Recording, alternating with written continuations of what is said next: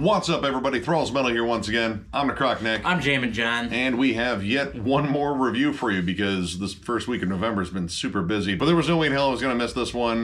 We've actually gone over, I believe, all of their albums, or at least their last one for sure. I know we for sure did the last one. Yeah. I don't know if we did the first one. I probably covered it in a collection update. Anyway, we like this band, and the band we are reviewing is Carnation with their new album, Cursed Mortality. This also comes out on the 3rd of November on Season of Mist Records. This band formed in 2013 in Belgium. This is their third full-length overall. We got into them with their debut full-length Chapel of Abhorrence, which is just an absolute ripper. And we went over the last one, Where Death Lies, which was pretty good, though a lot different than the first one. And this one is kind of different than both of them. So they're putting out different albums each time, but there's definitely a theme across all of them, and that is a clear adoration of bloodbath. Because this band is HM2 heavy, the vocals are snarling. This band is just flat out heavier than hell. And when I heard the initial singles for this, because they released like 5 of them. In fact, I want to say like 5 of these tracks came out digitally as an EP simply called Cycle of Suffering. And well, we got like a bonus 3 for the full length here. And they were pretty gnarly. They pulled a Black Crown Initiate. Pretty much, yeah. They released most of the album. But I noticed on a couple of tracks they were, notably different. And I mean, even visually, like the logo has changed from their longtime logo. So I'm always apprehensive when I hear like slight changes in the band sound and I see a logo change, because that generally means we might be heading in a different direction. But while there are some new elements on here, this is definitely very much the Carnation that I was looking for here, with some new wrinkles. Albeit a different logo and albeit a different sound for some of the singles, there are still things that you come to expect in songs like Maruda, Metropolis, Dutroux, or Dutroux, I don't know. I'm not from Belgium. That might be French, I don't know. Cycle of Suffering, still jam-packed with bone-crushing riffs and nasty, gnarly melodies and harmonies, and just dark and cold and sinister and evil. And catchy. Yeah. Like, really catchy. Like, I mean, honestly, I would say that this is definitely more melodic than maybe past releases, but that is not to say that this is not insanely heavy. The melodies remain very sinister. There's lots of cool harmonies, lots of really just kind of dreary leads all over the place. The whole vibe of the album is somber, but at the same time, very aggressive. Like Maruda, D-Beat City, this is a pit spinner, nasty breakdowns. And I mean, when it comes down to breakdowns like Cycle of Suffering and Metropolis. Dude, Metropolis is fucking crushing. Ugh. I think they may have got that breakdown on loan from Bloodbath, from Mouth of Empty Praise. Like, it's kind of similar, but I don't care. It hits harder than hell. And the production here is absolutely amazing. Like, I mean, it sounds like a Bloodbath album. It sounds like it was written and recorded in Stockholm. Yes. It was not. This band may not be from there, but I'm reasonably sure they visited and probably got a good picture next to that giant cross that Entomb posed in front of. Yeah, it shows definitely in the sound. I think a big part of this, though, that makes it as heavy as it is, are the absolutely huge, commanding vocals. Like, his growl, the more I listened to it, it sounded like Corpse Grinder. Yeah, he kind of sits in that sweet spot between, like, Ockerfeldt's classic Bloodbath roars and Corpse Grinder. Like, he's got that projected roar. Like, it's very powerful. And it's also very well enunciated. And, I mean, like, it commands your attention when you're not being just absolutely destroyed by riffs and pummeling drums. Yeah, his voice is almost percussive to a level. Dude, the beginning of Metropolis, where it opens with that giant bellowing, just roar. It's huge, dude. I love it. Sonically, I would say this is very similar to Chapel of Abhorrence. Like, it really has that sound, albeit a little bit more lush and lavish, and again, melodic. But there is no point in here where the melodies take away from the overall vibe or heaviness of this album. In fact, I think the melodies add a ton to it. These guys love these like crawling single note melodies that appear behind almost every riff, and they're really tasteful. Like, they don't come out and really grab you so much as they do just like, am I hearing something? Oh, there's a bit of atmosphere left behind it. Like on the song Maruda, there's a really sweet, crawling, almost like siren-like melody that appears decently far behind the main riff, but it adds so much in the atmosphere, and that appears so many times on this album. And you strip that melody out, and you would still have like an awesome, like Entomb style, like D-beat ripper.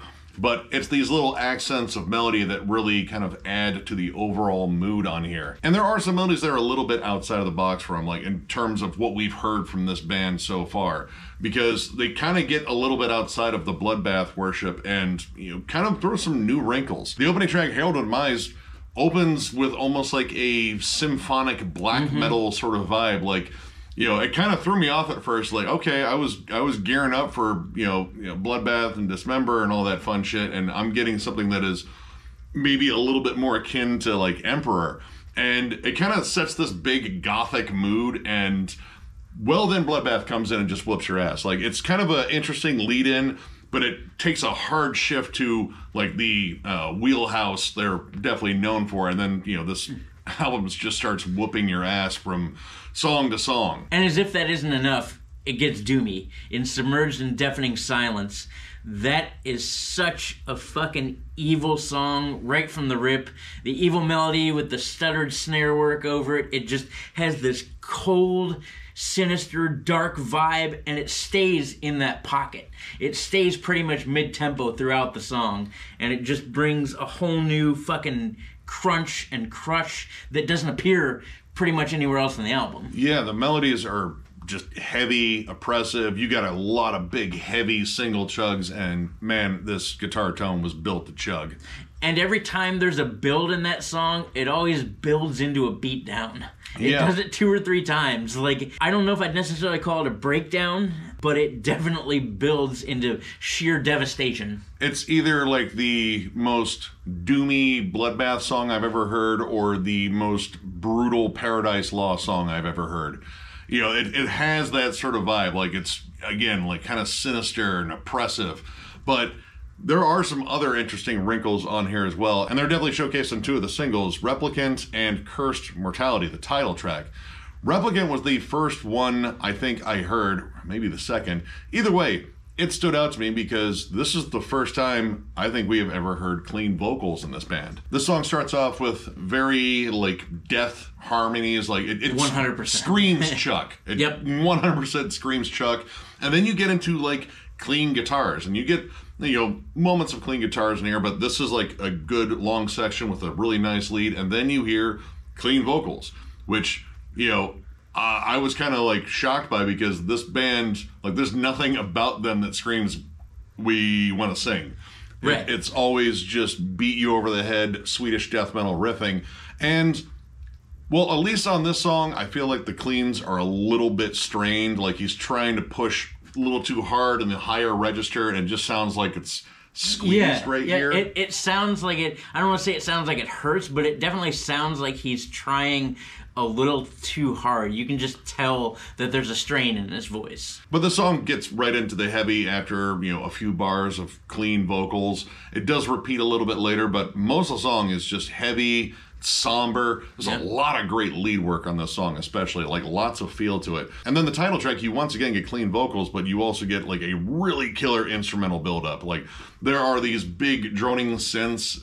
Honestly, the first thing I thought of was, like, you know, like playing Castlevania, and you're like at the scene where you're looking up at the castle and it's panning up. It just kind of has that vibe, like, oh, wow, there's going to be a lot of shit in there for me to kill. There's great leads, and it builds into clean vocals again, but these cleans sound a lot different. He sounds like he dropped down and he's in a more comfortable range, because, like, it sounds good. Like, he's not out of tune on any of this, but there's, you know, like, definitely more comfort here. Yeah, it sounds like he's fitting more in the register he was supposed to be in. Like, it sounds very natural. Yeah. In this case, it doesn't sound like he's trying to hit some high notes. Like, when he first sings, it actually reminded me a lot of Geddy Lee when he first does it, because it's a high-pitched batch of notes, but it sounds like he was meant to be in that level. And even when he sings again, you know, after the song gets moving, it still sits in a nice, like, alto range. Yeah, and I figure, like, a lot of, like, the clean vocal thing was, like, kind of testing the waters. Like, all right, let's see if we can inject this into our sound. And, you know, maybe they wanted to do 2 distinctly different approaches and see which one worked. And if I was to have any opinion on this, if the band's actually watching, it's on Cursed Mortality, because that really works. Yeah. Because then it builds into some of the most disgusting riffs on the entire album. Like, holy shit, this has an instant hook to it with that creepy, sinister tag. Dude. After the song explodes out of this quiet, somber build here, when the riff does finally come in, there is one of the nastiest tags on the whole record, easily. Just gross, just immediately like, oh. Yeah, no, you feel it. It's dark and sinister. Again, lots of cool harmonies all throughout the song to make sure it sounds just, dark. But that is just an instant hook there with that little tag. And man, like those open chugs, it's just a beat down. And as it keeps going, like you get like a really good blasty section at the end that kind of closes out. They fade out on like another killer catchy melody. And honestly, as we were talking about it, like we're like, is there too much of really anything on here? No, I don't think so. Nope. It's all done really tastefully, and I don't want to say that anything is flashy, but like they know how to keep your attention.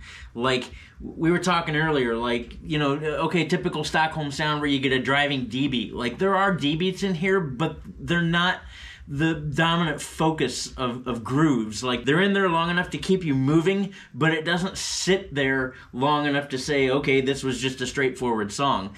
Like even the flashy technical parts are peppered in just the right places to make you go, hey, that was cool. Yeah, it doesn't even overdo blast beats. It doesn't particularly dry hump breakdowns entirely too long. Like it kind of just does all these cool tropes of both, like, very classic Swedish death metal and more modern death metal too.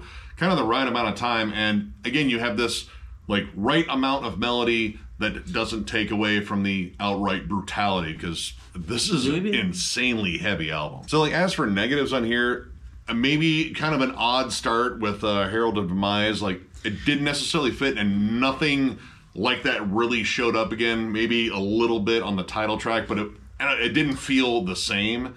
And Replicant, the cleans were just, again, like a little too like high up and a little too strained.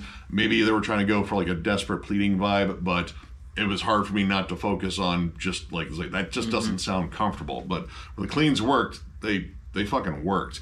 Outside of that, I really don't have many complaints about this. This is just gross Stockholm sounding death metal from Belgium. Yeah, so overall, I'm going to give this record 4 stars. I guess for my negative, I agree with Nick. The first song, because it has so many elements in it that aren't really in the rest of the record, in my opinion, it doesn't necessarily speak to what this record is going to become. Even though there are heavier moments in it, and even though it's again full of, leads and harmonies and melodies like are in the rest of the record, it just opens strange to where it doesn't necessarily allude to what the record's going to be about. But then again, it gets back on course really quickly towards the end of it, which again leads into the rest of the album. I also agree with Replicant. I don't think that those cleans necessarily fit because they are a little strained. But overall, the record is a blast, dude. The vocals are huge. There's tons of awesome fucking crawling melodies all the time. The drum work is great. He sits nicely in a pocket, but he throws in little flourishes where he needs to, again, to keep your attention moving. There's great dynamic. The songs flow really nicely. The transitions are incredibly smooth. This record is definitely fucking heavy. They don't skimp at any time in the heaviness. If you're a fan of Bloodbath or Entombed or Dismember or Opeth or just a myriad of heavy, gross-sounding HM2 filth-covered grimy bands, I would highly recommend checking this out. I am also going to go with a 4 on this. This is just a fucking beast of an album, and it's a little bit more mature and a little bit more confident, I would say. They definitely branched out a little bit to make sure this album stood out once again, because again, like all 3 of their albums now are very different. The addition of melody on here, I think, is awesome. Like these songs are very catchy for being as heavy as they are. And again, none of that melody takes away from the heaviness. Like there's nothing on here I would say is like, oh, that's just kind of like mellow death now.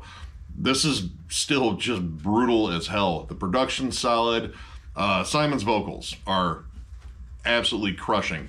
Again, outside of the range maybe on Replicant in terms of like the clean vocals, like at least it didn't sound comfortable to me there, but nailed it on the title track, and that title track is such a badass song. Honestly, one of my favorite songs that they've written, and Chapel of Aborn still gets a lot of spins. I like that this has classic elements of just, that Stockholm sound, and you have like more modern elements. It's just a really good blend. All the songs really stand out, and man, riffs everywhere in here. Again, if you're a big fan of Bloodbath, Entomb, Dismember, I will throw in Beist. In fact, I think there should be like a little competition between this band and Beist in terms of who's like Bloodbath Jr. here. I think they both have a claim to the crown, but Bloodbath's got to hang it up first, and I don't want that to happen. And pretty much just really solid HM2 death metal. You will dig this. This is an absolutely badass album. So, if you enjoyed this review, give it a thumbs up. And if you are new to the channel, subscribe, because we do stuff like this all the time. We are also on Patreon. If you'd like to help us out there, there's a link down below to thrallsmetal.com. Our Patreon link is there. It is also on our channel. But thrallsmetal.com is where you go to find Thralls Metal stuff. We have new shirts. We have old shirts at a discounted price. We even have hats. So if you're looking for any of that stuff, that is where to find it. And last but not least, thank you guys for continuing to swing by and check us out and listen to our reviews and all the wonderful things you guys have done to help make Thralls of Metal what it is today. The numbers keep on climbing, and I continue to be baffled by that, but this is definitely fun. We really enjoy doing this. It's become a giant part of our lives. We appreciate you guys for helping to turn Thralls of Metal not only from a YouTube channel, but into more of a family. Definitely more stuff coming your way, lots of different content. We always have things going on here at Thralls of Metal, stuff we can do, stuff we are doing, and stuff coming in the future. Regardless, we are going to keep kicking out the jams, because that's what we do here. And with that, we will catch you later.